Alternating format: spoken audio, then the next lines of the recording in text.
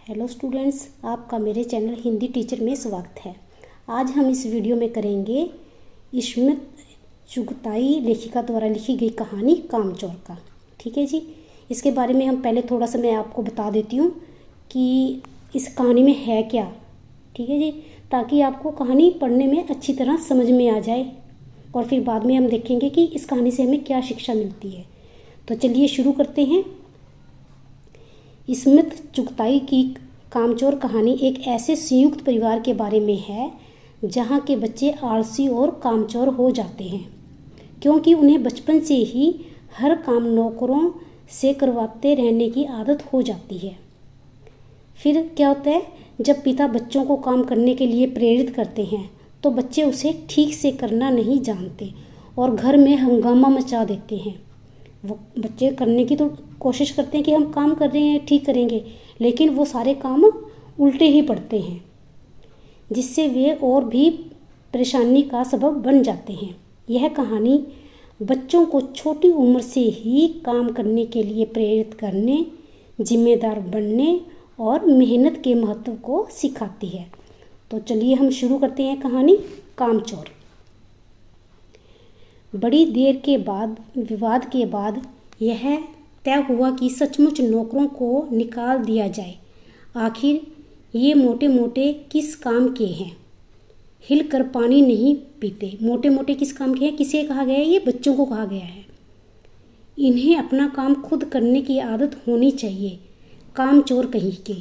ये शब्द बच्चों के पिताजी बोल रहे हैं कि ये मोटे मोटे हैं, किसी काम के नहीं हैं, हिलकर पानी भी नहीं पीते हैं। कहने का मतलब है कि कुछ भी अपना काम नहीं करते हैं, यहाँ तक कि उठकर पानी भी नहीं पीते। आगे है, तुम लोग कुछ नहीं इतने सारे हो और सारा दिन उधम मचाने के सिवा कुछ नहीं करते। और सचमुच हमें ख्याल आया कि हम आखिर काम क्यों नहीं करते। बच्चे कहते हैं कि हमें भी ख्याल आया कि हम आखिर काम क्यों नहीं करते। हिल कर पानी पीने में अपना क्या खर्च होता है, इसलिए हमने तुरंत हिल हिलाकर पानी पीना शुरू किया। ये बच्चे बोल रहे हैं। आगे है, हिलने में धक्के भी लग जाते हैं और हम किसी के दुबैल तो थे नहीं कि कोई धक्का दे तो सह जाएं। लीजिए, पानी के मटकों के पास ही घमासान युद्ध हो गया। सुराहियाँ इधर लुढ़की, मटके उधर गए। सुराहियाँ मटके क्या होते हैं? जिसमें पानी भर के रखा जाता है, मिट्टी के बर्तन होते हैं। कपड़े भीगे सो अलग। यह भला काम करेंगे? अम्मा ने निश्चय किया। करेंगे कैसे नहीं? देखो जी, जो काम नहीं करेगा उसे रात का खाना हरगिज नहीं मिलेगा, समझे? ये किसने कहा? ये माता ने कहा, माँ ने कहा। यह लीजिए, बिल्कुल शाही फरमान जारी हो रहे हैं। आगे है, हम काम करने को तैयार हैं, काम बताए जाए। हमने दुहाई दी। बहुत से काम हैं जो तुम कर सकते हो। मिसाल के लिए, यह दरी कितनी मैली हो रही है, आंगन में कितना कूड़ा पड़ा है, पेड़ों में पानी देना है। और भाई, मुफ्त तो यह काम करवाए नहीं जाएंगे, तुम सबको तनख्वाह भी मिलेगी।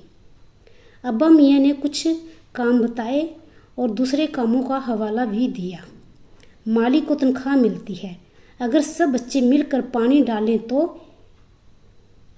हे खुदा के लिए नहीं, घर में बाढ़ आ जाएगी।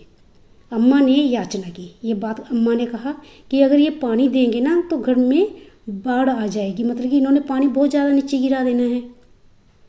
फिर आगे है, फिर भी तनख्वाह के सपने देखते हुए हम लोग काम पर तुल गए। एक दिन फर्शी दरी पर बहुत से बच्चे जुट गए और चारों ओर से कोने पकड़कर झटकना शुरू किया, क्योंकि वो फर्श पर बिछाने वाली जो दरी थी वो बहुत गंदी थी, मैली थी, उसके ऊपर बहुत डस्ट थी। तो बच्चों ने क्या किया, उसके चारों कोने पकड़ के उसको पटकना शुरू कर दिया ताकि वो उसमें से धूल निकल जाए। लेकिन क्या होता है, देखो, दो चार ने लकड़ियाँ लेकर धुआंधार पिटाई शुरू कर दी। दरी के ऊपर दो चार लकड़ियाँ लेके उसके ऊपर जोर जोर से दरी को पीटना शुरू कर दिया ताकि उसमें से डस्ट निकल जाए। लेकिन क्या हुआ, सारा घर धूल से अट गया। खांसते खांसते सब बेदम हो गए। सारी धूल जो दरी पर थी, जो फर्श पर थी, सबके सिरों पर जम गई, नाकों और आँखों में घुस गई। बुरा हाल हो गया सबका। हम लोगों को तुरंत आंगन में निकाला गया। वहाँ हम लोगों ने फौरन झाड़ू देने का फैसला किया। झाड़ू क्योंकि एक थी और तनख्वाह लेने वाले उम्मीदवार बहुत थे, क्योंकि बच्चे तो बहुत सारे थे और झाड़ू एक थी। इसलिए क्या हुआ, इसलिए क्षण भर में झाड़ू के पुर्जे उड़ गए। जितनी सिंकें जिसके हाथ पड़ी वह उनसे ही उल्टे सीधे हाथ मारने लगा। और झाड़ू क्या, उसमें से थोड़ी थोड़ी सिंकें निकाल के सबने आपस में बांट ली। छीना झपटी होगी शुरू बस। तो आगे है, अम्मा ने सिर पीट लिया। भाई ये बुजुर्ग काम करने दे तो इंसान काम करे। जब जरा सी भी बात पर टोकने लगे तो बस हो चुका काम। असल में झाड़ू देने से पहले जरा सा पानी छिड़क लेना चाहिए। ये बच्चों को नसीहत दी गई कि अगर झाड़ू लगा रहे हैं तो थोड़ा सा पानी छिड़क लेना चाहिए, ताकि जो डस्ट है, जो धूल है, वो बैठ जाए। बस यह ख्याल आते ही तुरंत दरी पर पानी छिड़का गया। एक तो वैसे ही धूल से अटी हुई थी, पानी पड़ते ही सारी धूल कीचड़ बन गई। अब सब आंगन से भी निकल गए। तय हुआ कि पेड़ों को पानी दिया जाए। अब वो छोड़ दिया काम, तो दूसरा काम बच्चों ने हाथ में पकड़ लिया कि पेड़ों को पानी दिया जाए। अब देखो इसमें क्या होता है, बस सारे घर की बाल्टियाँ, लोटे, तसले, भगोने, पतीलियाँ लूट ली गई। ये बाल्टियाँ पता ही है बच्चों आपको, लोटे बर्तन होते हैं, तसले एक लोहे के बर्तन होता है, बड़ा खुले मुंह वाला होता है, भगोने बर्तन होते हैं, पतीलियाँ बर्तन होते हैं, लूट ली गई। जिन्हें ये चीज़ें भी नहीं मिली वे डोंगे, कटोरे और गिलास ही ले भागे। अब सब लोग नल पर टूट पड़े। यहाँ भी वह घमसान मचा कि क्या मजाल जो एक बूंद पानी की भी किसी के बर्तन में आ सके। ठुसम ठास किसी बाल्टी पर पतीला और पतीले पर लोटा और भगोने और डोंगे। पहले तो धक्के चले, फिर कूनियाँ और उसके बाद बर्तन। फौरन बड़े भाइयों, बहनों, मामुओं और दमदार मौसियाँ, फूफियों की कुमक भेजी गई। फौज मैदान में हथियार फेंक कर पीठ दिखा गई। ये सारा व्यंग किया गया है, एक मतलब कि एक हास्य कहानी है ये, कि कैसे बच्चों ने जब पानी भरा तो सारे एक दूसरे के ऊपर घुसम ठूस होने लगे, एक दूसरे पे कूनियाँ चलने लगी। सबको ये था कि पहले हम बर्तन भर ले, पहले हम बर्तन भर ले। तो बहुत ज़्यादा बच्चों के बीच घमासान हो गया। इससे आगे है, इस धींगा मुश्ती में कुछ बच्चे कीचड़ में लथपथ हो गए, जिन्हें नहलाकर कपड़े बदलवाने के लिए नौकरों की वर्तमान संख्या काफ़ी नहीं थी। पास के बंगलों से नौकर आए और 4 आना प्रति बच्चा के हिसाब से नहलवा गए। अब बच्चों की इतनी बुरी हालत होगी, कीचड़ में लथपथ हो गए, उनके लिए तो घर वालों के लिए तो और भी काम बढ़ गया। तो क्या हुआ, फिर उन बच्चों को नहलाने के लिए जो घर में नौकर थे उनकी संख्या तो कम थी, वो आसपास के बंगलों से नौकर मंगवाने पड़े और उन्होंने एक बच्चे को नहलाने का खर्चा 4 आने लिया। ठीक है जी। इससे आगे है, हम लोग कायल हो गए कि सचमुच यह सफाई का काम अपने बस की बात नहीं और न पेड़ों की देखभाल हमसे हो सकती है। कम से कम मुर्गियां ही बंद कर दें। अब बच्चों के मन में ख्याल आया भी और ये काम तो हमारे से हो नहीं सकता, ना सफाई का काम हो सकता है, ना पेड़ों को पानी देने का काम हो सकता है।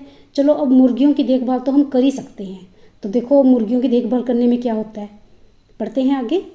बस शाम ही से जो बांस, छड़ी हाथ पड़ी लेकर मुर्गियां हाँकने लगे, चल दड़बे दड़बे।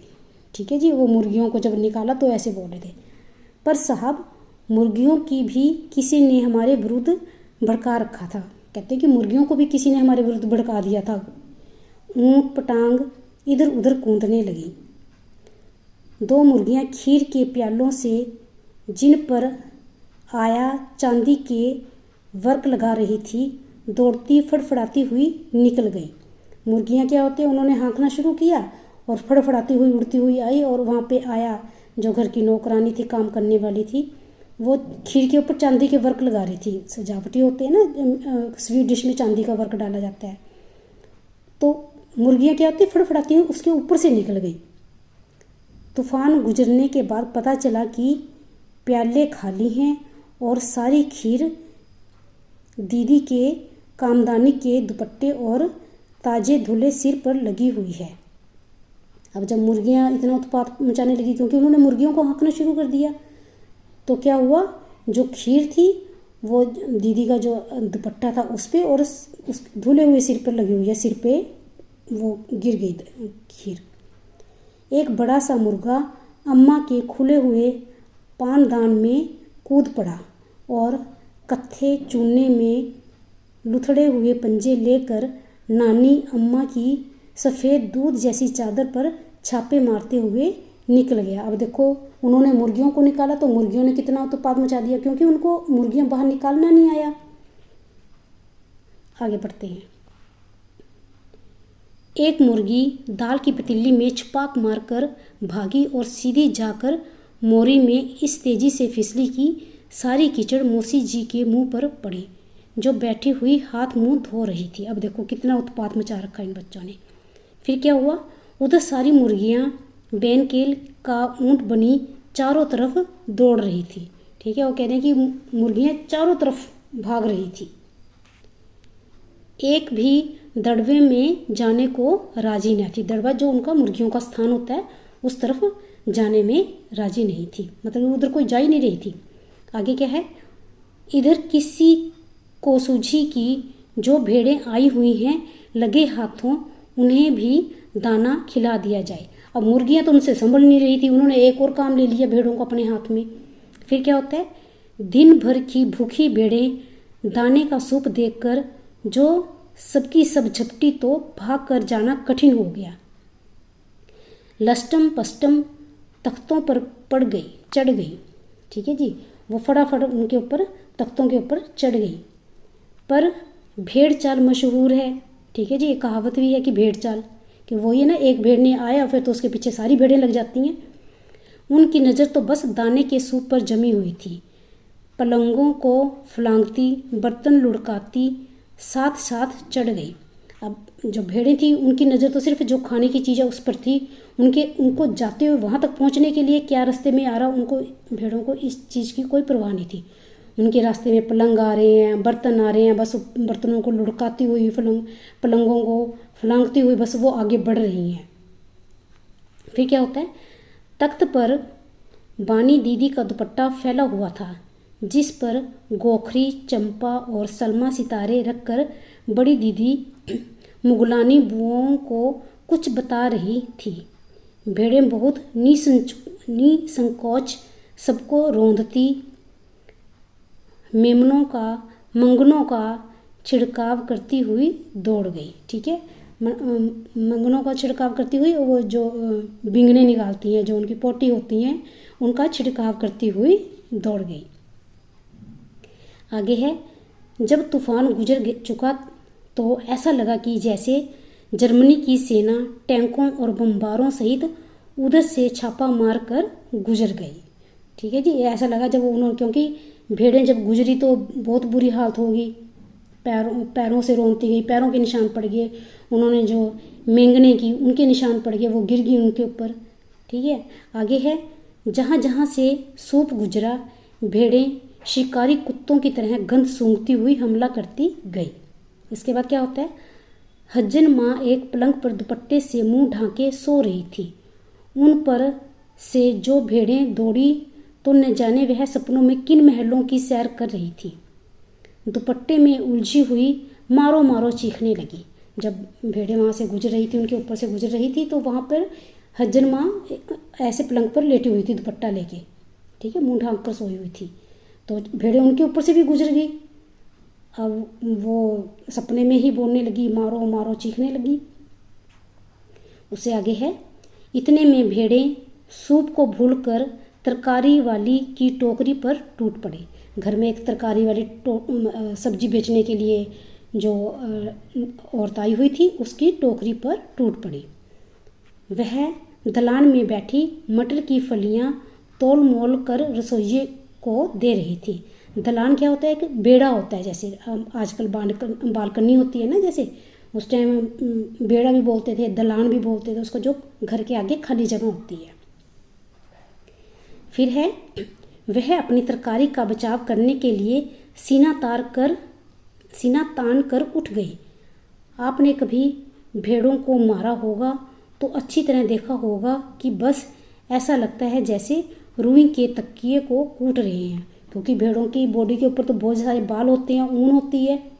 तो जब भेड़ों को तो मारा भी नहीं जाता, जब उनको मारो तो ऐसा लगता है कि जैसे तकिए को पीट रहे हैं, कि ऐसा लगता है कि उनको चोट लगी ही नहीं रही है। ठीक है, भेड़ को चोट ही नहीं लगती, बिल्कुल यह समझकर कि आप उससे मजाक कर रहे हैं वह आप ही पर चढ़ बैठेगी। जरा सी देर में भेड़ों ने तरकारी छिलकों समेत अपने पेट की कड़ाही में झोंक दी। जो तरकारी वाली थी उसकी सारी इतनी भेड़ें थी, अब वो बेचारी अकेली क्या करती, और तरकारी वाली अकेली क्या करती, सारी जो उसकी टोकरी में सब्जियां थी छिलकों समेत भेड़ों ने अपने पेट की कड़ाही में झोंक दी, मतलब कि उन्होंने सारी खा ली, हजम कर ली। उससे आगे है, उधर यह प्रलय मची थी, उधर दूसरे बच्चे भी लापरवाही नहीं थे। इतनी बड़ी फौज थी जिसे रात का खाना न मिलने की धमकी मिल चुकी थी, क्योंकि कहा गया था बच्चों को कि अगर आज तुम काम नहीं करोगे तो तुम्हें रात का खाना नहीं मिलेगा। बच्चों के दिमाग में तो ये बैठ गई थी। उन्होंने फिर क्या किया, वे 4 भैंसे का दूध दोहने जुट गए। उन्होंने कहा कि चलो भैंसों का दूध भी निकालते हैं। धुली बेधुली बाल्टी लेकर 8 हाथ 4 थनों पर पिल पड़े। मतलब कि बाल्टी गंदी, ये नहीं देख रहे कि बाल्टी हमारी साफ भी है नहीं है, वो बाल्टी उठाई और 8 हाथ, मतलब कि कितने सारे बच्चे 4 थनों पर पिल पड़े। भैंस के 4 थन हैं, उनसे दूध निकालने की वो कैसे कोशिश करते हैं, देखते हैं। भैंस एकदम से चारों पैर जोड़कर उठी और बाल्टी को लात मारकर दूर जा खड़ी हुई। देखो आप जैसे पिक्चर में भी देख रहे हो, ठीक है जी। तब हुआ कि भैंस की अगाड़ी पिछाड़ी बांध दी जाए। अब बच्चों को ये ख्याल आया कि जो उसके अगले पैर हैं और जो पिछले पैर हैं उनको बांध दिया जाए तो आसान हो जाएगा दूध निकालना, और फिर काबू में लाकर दूध धो लिया जाए। बस झूले की रस्सी उतारकर भैंस के पैर बांध दिए गए। बच्चों ने क्या किया, फिर झूले की रस्सी उतारी और उसके पैर बांध दिए। अभी 2 पिछले पैर ही बांधे थे, तो क्या होता, देखो पिछले 2 पैर चाचा जी की चारपाई के पायों से बांध दिया। अब देखो कितनी बड़ी उन्होंने, बच्चों ने मूर्खता की कि वो पैर चाचा जी लेटे हुए थे वहाँ पे, उनकी पैरों की रस्सी तो बांधी, पैरों पे तो बांधी भैंस के, और रस्सी को चारपाई के साथ बांध दिया। अगले 2 पैरों को बांधने की कोशिश जारी थी कि भैंस चौकन्नी हो गई। छूटकर जो भागी तो पहले चाचा जी समझे कि शायद कोई सपना देख रहे हैं, क्योंकि वो मंजी भी पीछे पीछे जाने लगी ना। फिर जब चारपाई पानी के ड्रम से टकराई और पानी छलक कर गिरा तो समझे कि आंधी तूफान में फंसे हैं। अब वो तो सो रहे थे, उनको ऐसे ही एहसास हो रहा था, साथ में भूचाल भी आया हुआ है। फिर जल्दी ही उन्हें असली बात का पता चल गया और वह पलंग की दोनों पट्टियां पकड़े बच्चों को छोड़ देने वालों को बुरा भला सुनाने लगे। फिर जब उनको समझ आया कि अच्छा ये शरारतें जो ये सब हो रहा है ये बच्चों की वजह से हो रहा है, फिर उन्होंने जिन्होंने बच्चों को ये काम करने के लिए कहा उनको वो बुरा भला सुनाने लगे। आगे है, यहाँ बड़ा मज़ा आ रहा था। भैंस भागी जा रही थी और पीछे पीछे चारपाई और उस पर बैठे हुए थे चाचा जी, क्योंकि वो तो चारपाई के साथ जब भैंस की रस्सी बांध दी वो तो फिर ऐसे ही होना था। आगे है, ओहो एक भूल ही हो गई, यानी बछड़ा तो खोला ही नहीं, इसलिए तत्काल बछड़ा भी खोल दिया गया। अब बच्चे गलती पे गलती करी जा रहे हैं, उनको लगा कि ओ जब दूध होते हैं तो बछड़ा भी खोलना चाहिए, तो उन्होंने क्या हुआ बछड़ा भी खोल दिया। जो भैंस का कटड़ा बोलते हैं वैसे तो उसको, वो था वो भी खोल दिया। आगे क्या होता है, तीर निशाने पर बैठा और बछड़े की ममता में व्याकुल होकर भैंस ने अपने खुरों के ब्रेक लगा दिए। तो माँ के प्यार में तो फिर व्याकुल हो गई भैंस। तो भैंस ने क्या किया, अपने बच्चे के प्यार में उसने क्या किया, अपने खुरों को ब्रेक लगा दिए। खुर क्या होते हैं, जो भैंस के पैर होते हैं ना, उसको खुर बोलते हैं। ब्रेक लगा दिए यानी कि वो रुक गई। फिर क्या होता है, बछड़ा तत्काल जुट गया, वो दूध पीने लगा। धोने वाले गिलास कटोरे लेकर लपके, क्योंकि बाल्टी तो छपाक से गोबर में जा गिरी थी। बछड़ा फिर बागी हो गया, क्योंकि वो फटाफट जब भैंस रुकी तो जो दूध निकालने के लिए सारे बड़े वहाँ पहुँच गए। भैंस को फिर पकड़ लिया दूध निकालने के लिए अपने गिलास कटोरे लेकर।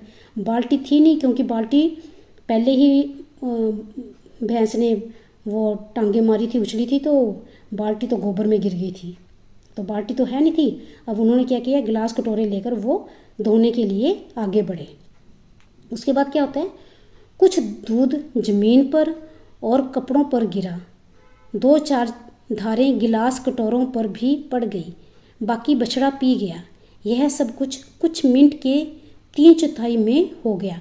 मतलब कि ये काम बहुत जल्दी, इतनी जल्दी हो गया कि किसी को पता ही नहीं चला। बछड़ा पी गया दूध फटाफट सारा, कुछ दूध नीचे गिर गया ज़मीन पे और थोड़ा बहुत दूध उनके बर्तनों में गिरा। घर में तूफान उठ खड़ा हुआ। ऐसे लगता था जैसे सारे घर में मुर्गियाँ, भेड़े, टूटे हुए तसले, बाल्टियाँ, लोटे, कटोरे और बच्चे थे। बच्चे बाहर किए गए। इतना उत्पात मचा दिया, सारे इतने परेशान हो गए। तो अब क्या होता है, बच्चे बाहर किए गए, मुर्गियाँ बाग में हंकाई गई, मातम सा मनाती तरकारी वाली के आंसू पोंछे गए, क्योंकि तरकारी वाली भी बहुत उदास हो गई थी, रोने लगी थी कि मेरी तो उसने तो उन तरकारी सब्जी को बेच के अपनी रोजी रोटी चलानी थी उसने, तो जो वो फ्री में ही भेड़े खा गई। फिर क्या हुआ, उसके आंसू पोंछे गए और अम्मा आगरा जाने के लिए सामान बांधने लगी। जो अम्मा थी वो आगरा उनके रिश्तेदार रहते थे, वहाँ जाने के लिए अपना सामान बांधने लगी कि मैंने तो इस घर में रहना नहीं है, यहाँ पर तो बच्चे बहुत उधम मचाते हैं, बहुत उत्पात मचाते हैं, रहना बड़ा मुश्किल है। आगे क्या होता है, या तो बच्चा राज कायम कर लो या मुझे ही रख लो, नहीं तो मैं चली मायके, अम्मा ने चुनौती दे दी। ठीक है जी। और अब्बा ने सबको कतार में खड़ा करके पूरी बटालियन का कोर्ट मार्शल कर दिया।